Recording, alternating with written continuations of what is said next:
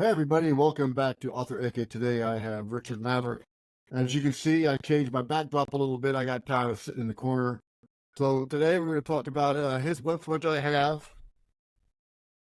right here. This one's going to Europe on the long train ride. So taking a few books actually to read while I'm hanging out with the in-laws. But then I love them. So, Richard, go ahead and introduce yourself to the Author AK crowd. My name is Richard Maverick. I'm author of the Our War series, volumes 1 and 2. Present time, volume 3 is on deck to be worked on, but I'm currently working on another project at the moment with a overwhelming desire to work on volume 3 at the same time. Oh, wow. Busy So man. I try to be.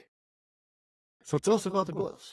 What's what what was the idea? With teenager second, go ahead. The books are one man's journey through the next American Civil War. I've spent a lot of time in the. You might be Nostradamus. Yeah, I've had a lot of guys. When I first started writing, I started writing in 2017, the first book, and I put stuff in there that, quite frankly, man, no, there's no way in hell they'll protest that or do that or do that. And Right. by the time the book came out, one of my test readers messaged me. He's like, "Dude, how did you know that was going to happen?" Well, I didn't. Nothing. So, Foresaw. I mean, yeah. what's new? Yeah, and with the way the world has gotten today, it's unfortunately a foreseeable thing. Right.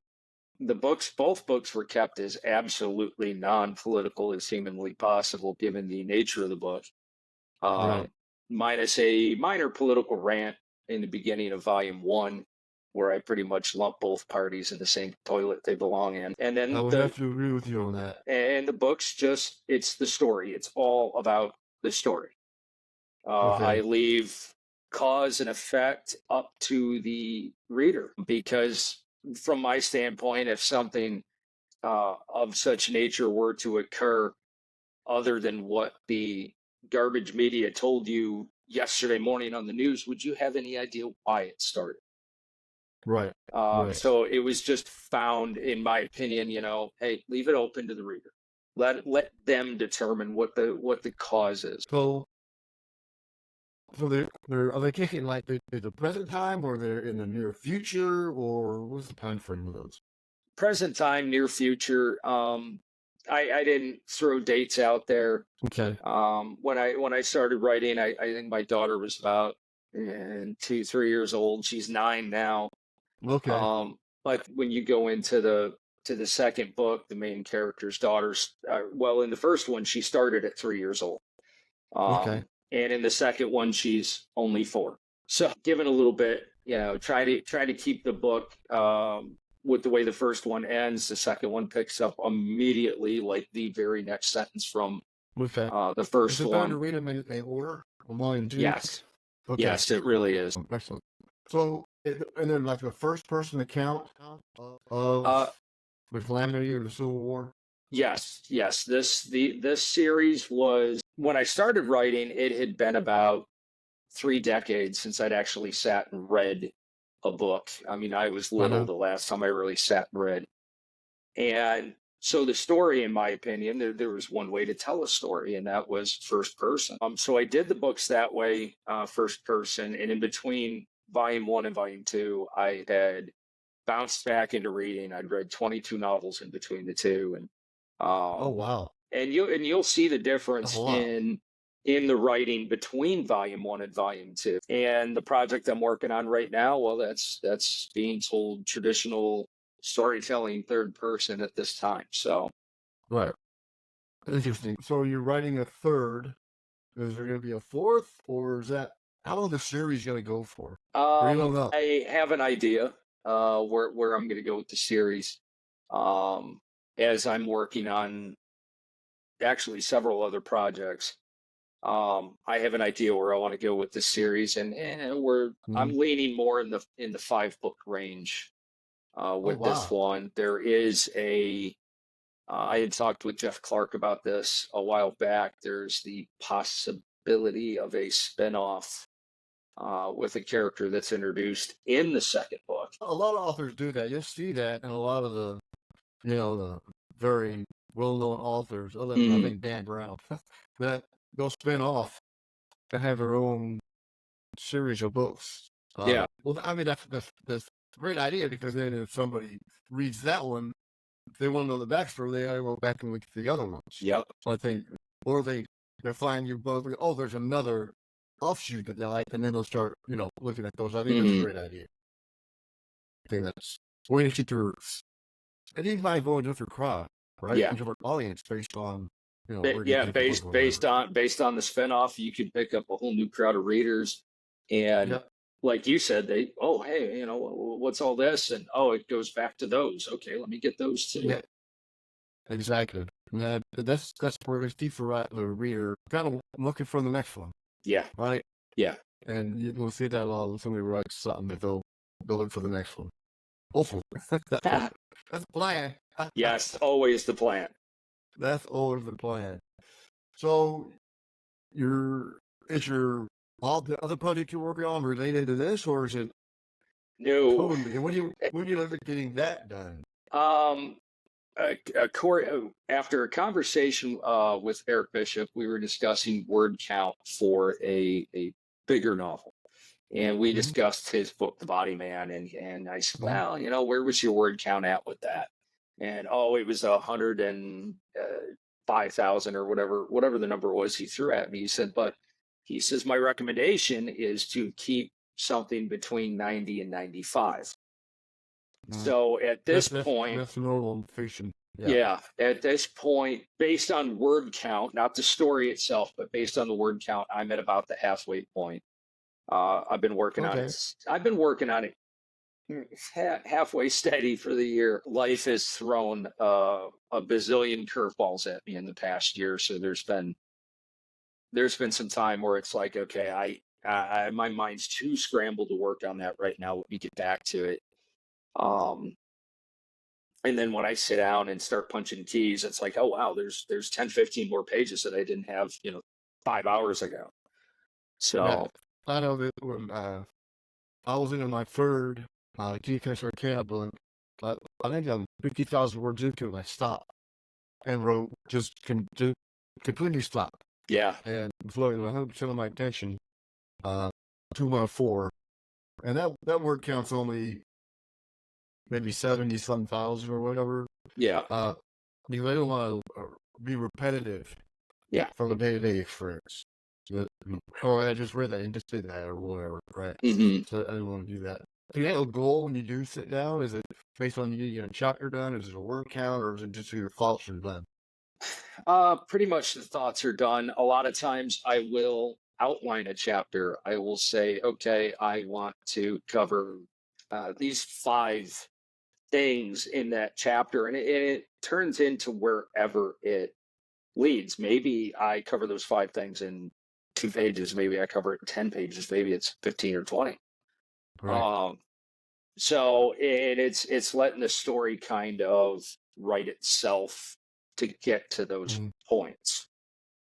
Right. To the end of your thought, or the end of the scene, or yes, whatever, not the plot, the end of your writing. With the way this book was being written so far, I have a lot of 4 and 5 page chapters, and we're getting to the aftermath of an incident, and one of the characters, I sat and wrote their week into a chapter, and that turned into 12 or 15, between 10 and 15 pages. And then this other character and his week after this incident, and I counted it, and I'm like, damn, I think I counted that wrong, because it came in at right around 20 pages. Oh wow. But it just turned into that as it was, and now I'm on to another character's aftermath with this particular incident that occurred, which is leading up to the next one. Off? How do you feel about killing the character off? Is that like emotional for you? Well, sometimes it is. I killed off a main character in volume two. Main character from volume one was killed off in volume two, and I killed off a newly introduced character in volume two towards the end of the book. And with the project that I'm working on now, people are just dying. I mean, that's just how it's got to be. Carnage Yes, everywhere. in this particular book, I am gonna go. I'm gonna go for the big publishers with this one. Jeff Clark had read a sample when I was at I want to say 50, 55 pages, Mhm. and he messaged me and he says, "Dude, I don't know what the hell you're going through right now, but I feel it in the writing. Just keep going." And I told him my plans to seek an agent, to seek traditional publication. And he said, "Man, you really need to do it with this one." So, Yeah, again, I went to a publisher, higher kind of publisher, I guess, for the first two, and I decided I didn't really want to wait for the time to yeah. find an agent and turn down numerous signs or whatever. Not, I've had projections for such a lot. But I just wanted to get the story out.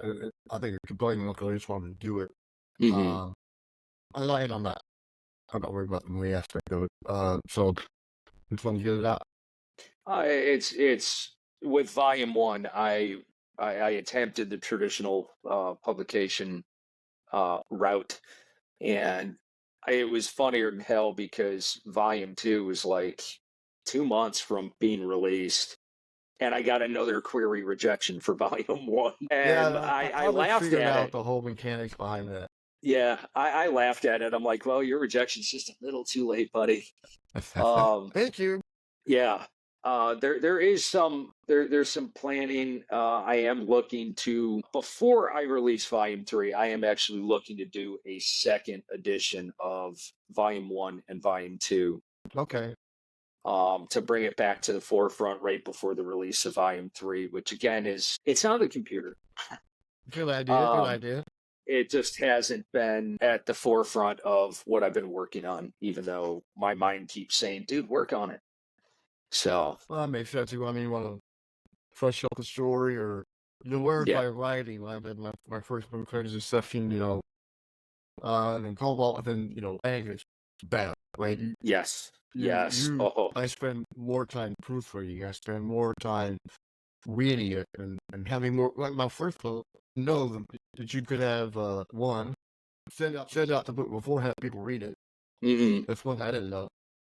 Two is you can get guys copies to send out to you to read it. I didn't know that, right? Even the second book, I wasn't informed of that. So the third book, I did it, right? yeah, I talked to Eric. He gave me a lot of advice on how to, self-publish. So I definitely, the editor from the folks that did the cover, and it's just saying the ARCs out, right? I didn't even send one to the sergeant major of the army. ha, I get, yeah, Twitter, X or whatever, and then the contact the BAO contacted me, and I said, "Let me copy the book," because mhm. talking to some folks, David Darling, you know David. I don't know him personally now. I Okay, think I'm he's very high on the category, some great books, and even Michael Carlson. yes, Man, this is a leadership book. So I was okay, all right. So I learned from the perspective of an NCO, yeah, right? That's why I was in there. Was an officer, but I didn't involve 15. I know what they did, but I didn't do it. I know what to do. It was yeah, well, yeah, if a publisher came to me and after reading say I want you to let us a book, I'm like, okay, let's talk about it at least right now. I'll yeah. entertain. Let's see. So, is it the same genre of the choice? Is it a thriller, espionage, suspense, military type book? Um, Or... the new one is more of a psycho thriller. Oh, wow. The sales pitch for it is the Criminal Minds version of the Notebook. Okay. All right.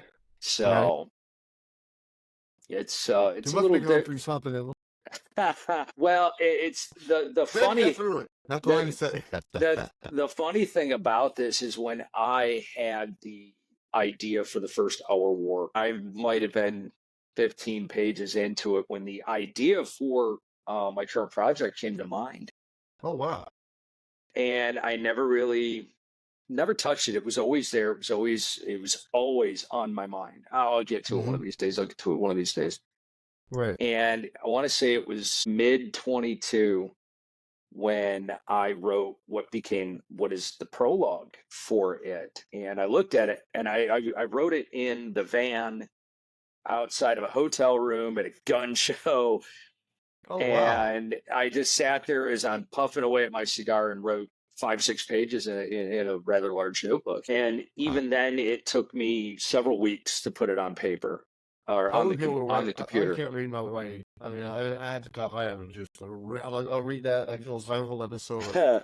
Where he has that joke and writes it out at night and can't figure it out. I'm like, I can't figure out what I wrote. But, There uh, was some issues with translation when I put it in the computer, and I actually have the idea for my next book. Came out of researching this book. yeah, the the So um, interesting. the incident started to unfold in about February of last year, where curveballs started coming, Okay. and I had two other projects. I had not only did I have volume three, I had a whole nother project started, and I just started punching keys for this one. And within 3 months, I was 55 pages in. And again, more curveballs for the year, more curveballs for the year. So I'm sitting right now at just short of 46,000 word count and It's pages. not halfway. Yeah, yeah. Yeah. Yeah. Yeah. I don't know if when I wrote my first, I didn't know how many pages, how many words should an novel be. Hmm. You know, anything over I think 110 becomes just not too much. Yeah. 110,000 word it becomes more of a fantasy or whatever kind of book it is after that, right? Hmm. Or science fiction or something. So I try to keep it to like 90 to 100. This is just a little less. Hmm.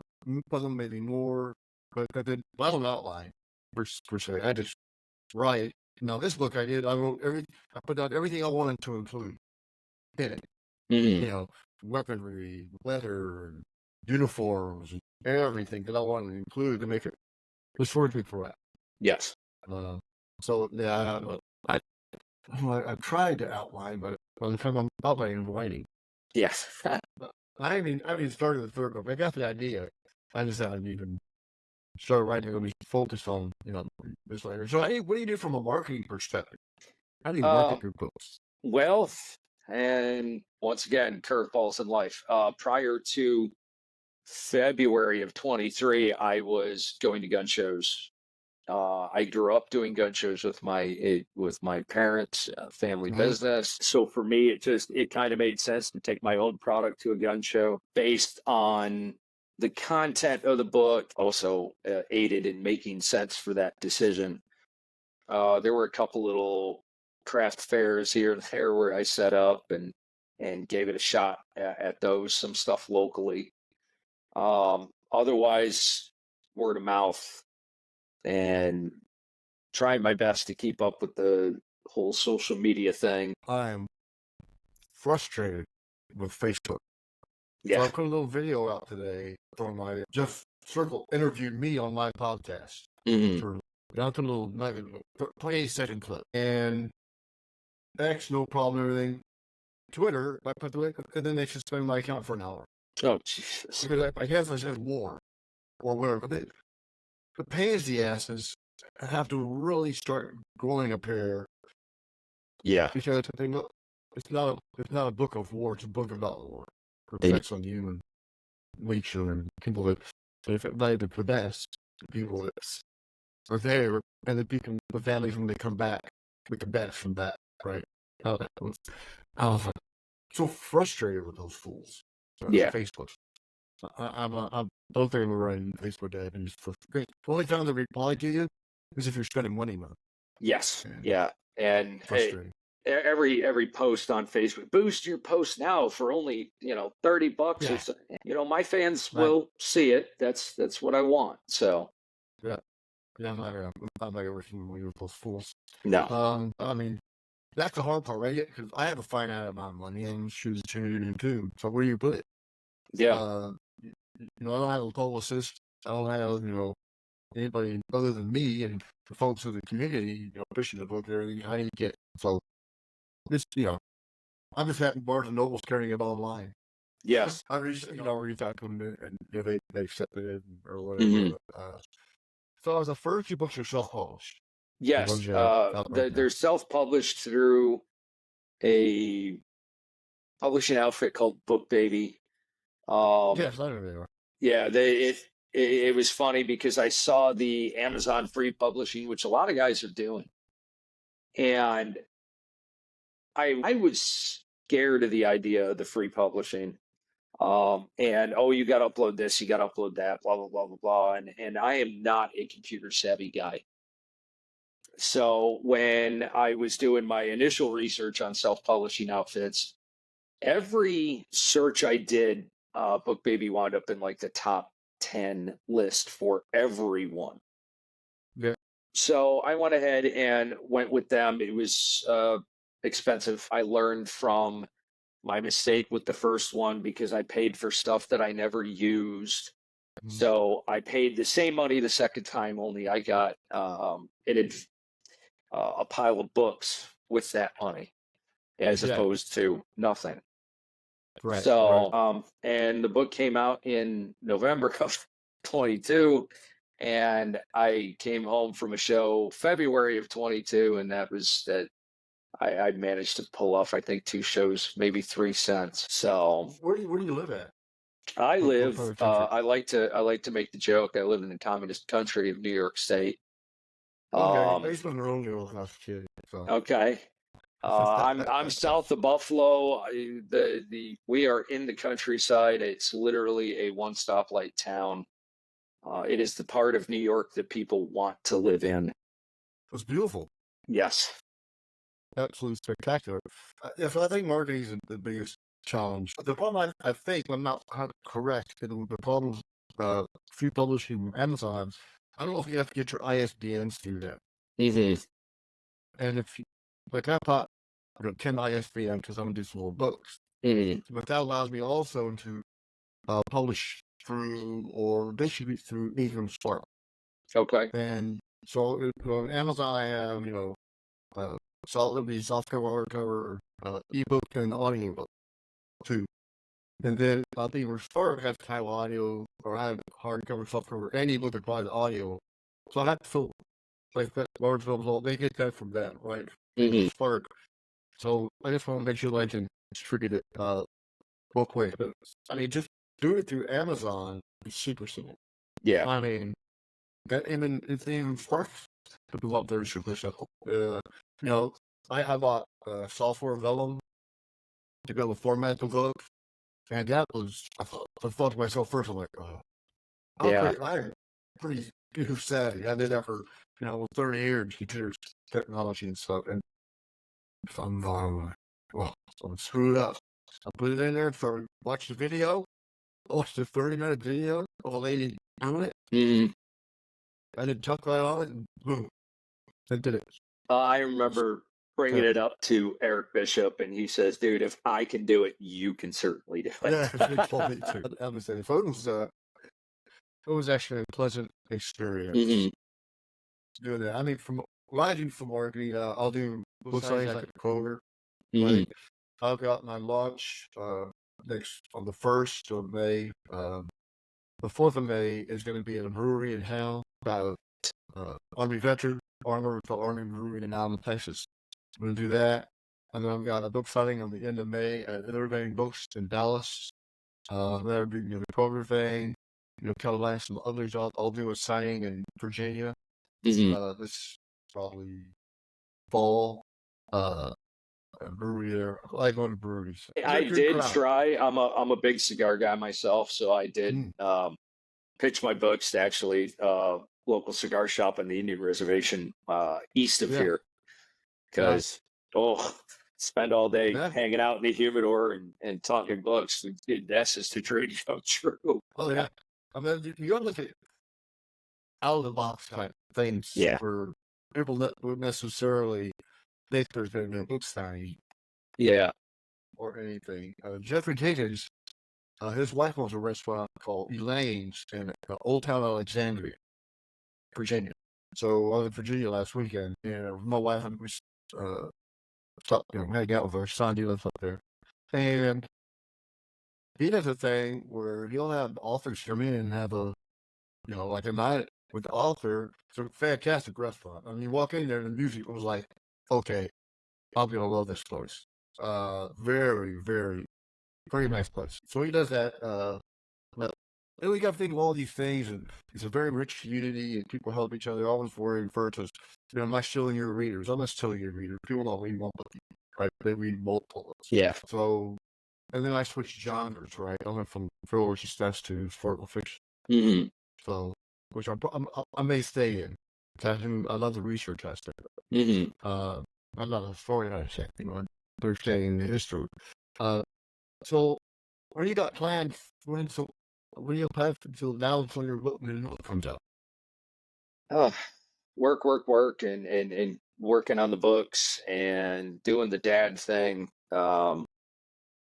Trying to get social media stuff, keep it going. I am going to try to get some more book signings lined up. Again, the last year has been insane. Yeah. So you So just saw one book, right? One book yeah, could could make a somebody difference. reads it. Yes, just one Yeah. book. That's all it takes.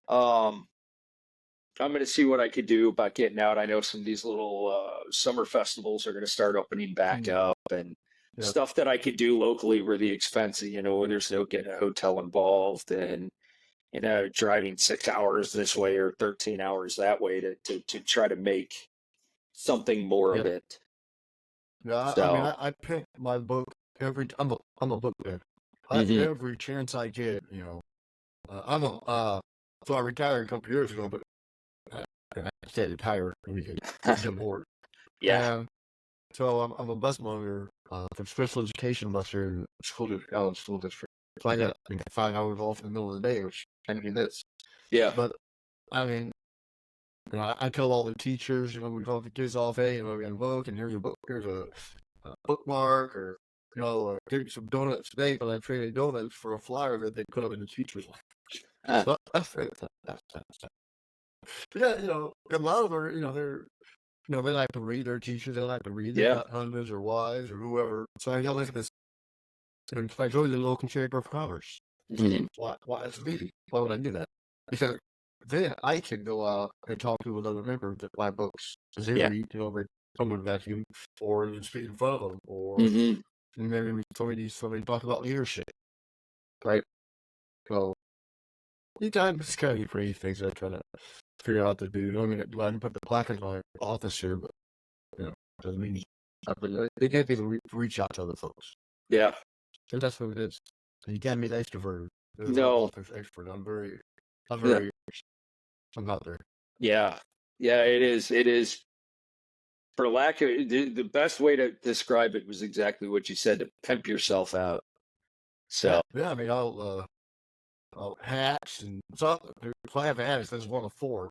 mhm. We were in Dallas the other day at a restaurant, and the guy looked at me and goes, I had to ask you about your hat. I go, sure. He goes, what's one of four? It's, I'm a writer. I got a book coming out.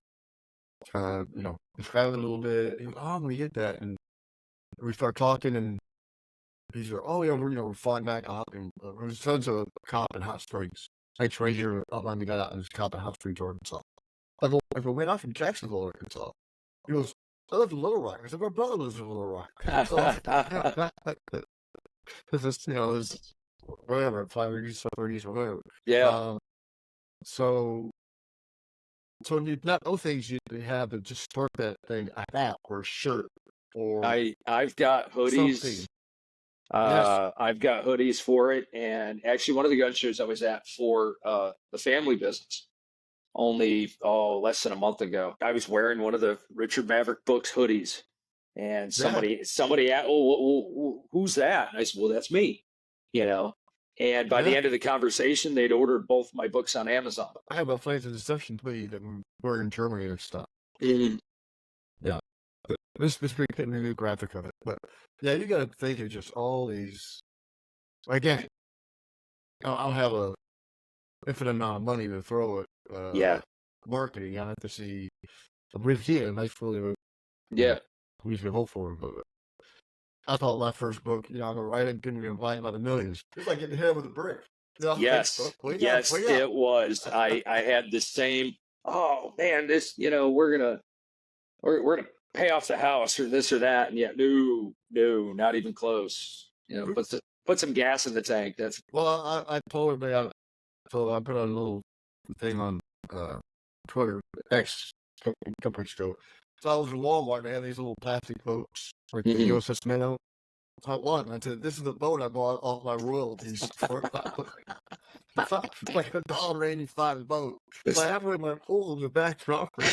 And, now it was capsized the other day. I'm like, but where can everybody go holding you work in their reading books? R Maverick Books on Instagram and X, Richard Maverick Books on Facebook, and my books are currently available on Amazon. I do Okay. have a limited number of copies if people want to reach out to me on X or on Instagram or Facebook. I do have a limited number of copies left at the house for autographed copies, which I'm more than happy to mail out to people. So, Excellent. Well, Richard, it's been a pleasure again. Folks, these are a good read. I'll put my reviews out there when we go back in the summer. But I like the covers. It is our war. It is our war, whether you want to believe it or not. A real cute side note before we go. The cover photos, those were actually taken on my dining room table. See, that's awesome. See that? That books on the budget. Yes. Nothing better. Richard, it's been a pleasure meeting you, and thank you for the books. And yes, sir. We're going to have you back on when you get another book out. Absolutely. I'm interested now, especially Jeff, what you said about the first few pages that you read. Yeah. So excellent. All right. We'll see you later. Take care.